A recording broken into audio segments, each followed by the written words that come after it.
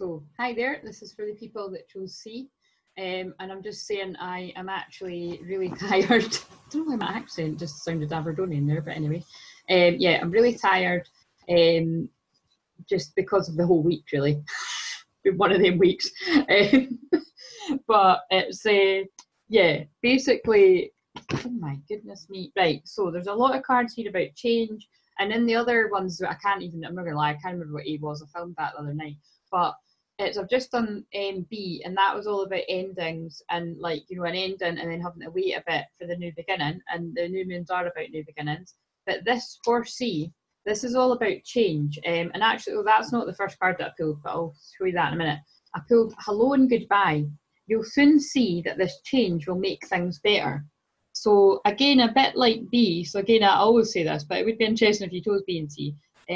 You know, there's a theme of endings, like transitions and things ending so that new things can begin.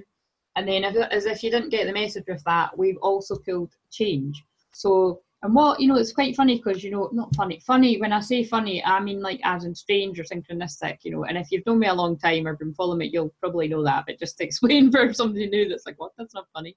But you know, when I see this, whenever I get drawn to this horse, right, for some reason it reminds me of coming out of a dark time, like the dark night of the soul. Because it's like this black horse, like I feel like it's like, you know, coming out of the darkness and into the light. And I actually did read a card there just before I came on here. And it was about that. It was in my other deck of cards, and it was about the darkness is being blasted out by the light or something like that. I changed it a bit, but I like my sentence better there.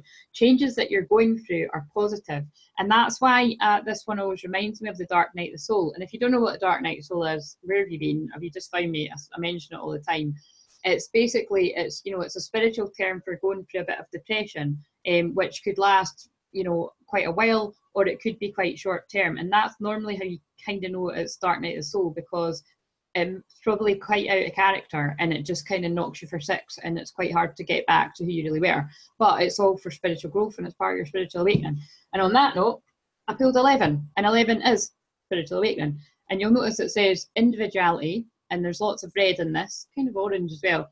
And red is the root chakra, and red is all about your foundations. But what comes to me with this, with the two change cards and the dark night of the soul thing, is that your foundations are possibly being crumbled, or they have been getting crumbled lately, or perhaps for the whole year. Because I'm being drawn to the fact that I was saying that the other day to someone, that it's like, this year is just flying in, and I can't stand when people say such general things like that. So sorry, I've just become one of those people. But it's that, what I mean is, it's like, you know, and somebody said that when I was reading cards earlier in the group thing. It's like, oh, you know, I feel like I should have got more done by now. And I was like, yeah, I totally feel like that too. But it's about having that forgiveness and unconditional love and acceptance for where you're at on your journey, and knowing that you're right where you need to be, and you'll get to where you need to be if you keep taking that inspired action.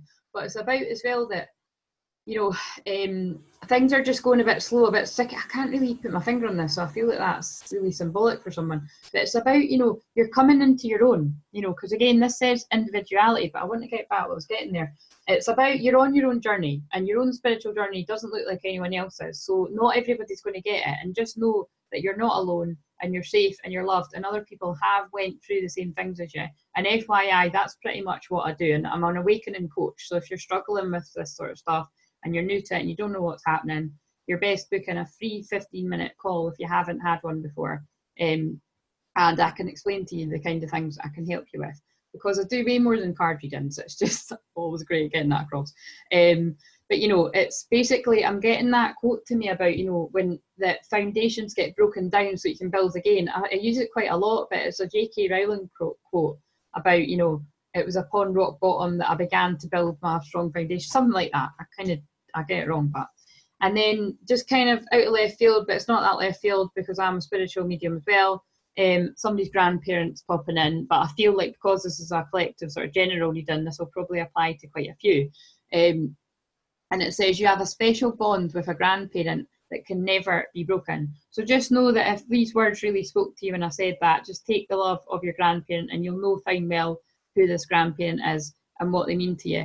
And I'm just being drawn to the other night when I was at a mediumship thing with my friend, that I actually started embodying what someone in spirit used to do for her. So it was like, you know, I can do that. So if you ever see me sort of saying things and I take on the mannerisms of someone that you know in spirit, just know that you're not imagining it, and that kind of stuff can happen.